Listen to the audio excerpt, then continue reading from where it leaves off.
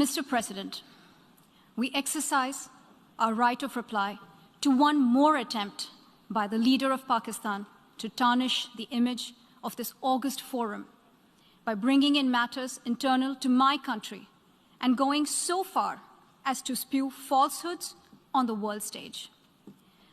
While such statements deserve our collective contempt and sympathy for the mindset of the person who utters falsehood repeatedly, I am taking the floor to set the record straight.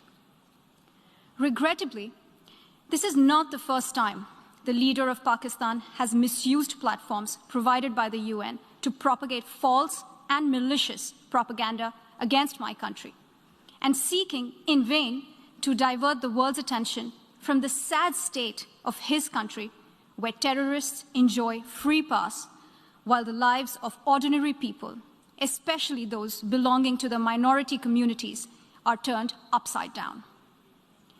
Mr. President, member states are aware that Pakistan has an established history and policy of harboring, aiding, and actively supporting terrorists. This is a country which has been globally recognized as one openly supporting, training, financing, and arming terrorists as a matter of state policy. It holds the ignoble record of hosting the largest number of terrorists proscribed by the UN Security Council. Mr. President, we marked the solemn occasion of the 20th anniversary of the 9/11 terror attacks just a few days back. The world has not forgotten that the mastermind behind that dastardly event, Osama bin Laden, got shelter in Pakistan. Pakistan leadership continues to glorify him as a martyr. Regrettably, even today, we heard the leader of Pakistan trying to justify acts of terror. Such defense of terrorism is unacceptable in the modern world. We keep hearing that Pakistan is a victim of terrorism. This is the country which is an arsonist disguising itself as a firefighter. Pakistan nurtures terrorists in their backyard in the hope that they will only harm their neighbors. Our region, in fact, the entire world, has suffered because of their policies. On the other hand, they are trying to cover up sectarian violence in their country as acts of terror. Mr. President, this is also the country that still holds the despicable record in our region of having executed a religious and cultural genocide against the people of what is now Bangladesh. As we mark the 50th anniversary this year of that horrid event in history, there is not even an acknowledgement, much less accountability. Today, the minorities of Pakistan, the Sikhs, the Hindus, the Christians, live in constant fear and state-sponsored suppression of their rights. This is a regime where anti-Semitism is normalized by its leadership and even justified.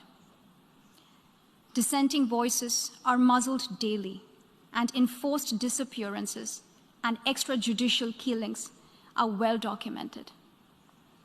Mr. President, unlike Pakistan, India is a pluralistic democracy with a substantial population of minorities who have gone on to hold highest offices in the country, including as President, Prime Minister, Chief Justices, and Chiefs of Army Staff. India is also a country with a free media and an independent judiciary that keeps a watch and protects our Constitution. Pluralism is a concept which is very difficult to understand for Pakistan, which constitutionally prohibits its minorities from aspiring for high offices of the state. The least they could do is introspect before exposing themselves to ridicule on the world stage.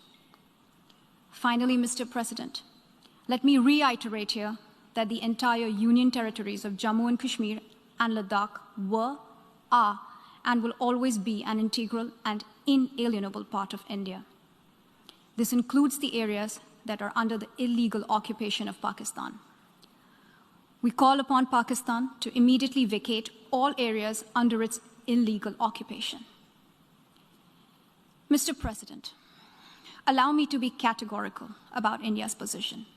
We desire normal relations with all our neighbors, including Pakistan. However, it is for Pakistan to work sincerely towards creating a conducive atmosphere, including by taking credible, verifiable, and irreversible actions to not allow any territory under its control to be used for cross-border terrorism against India in any manner. I thank you, Mr. President.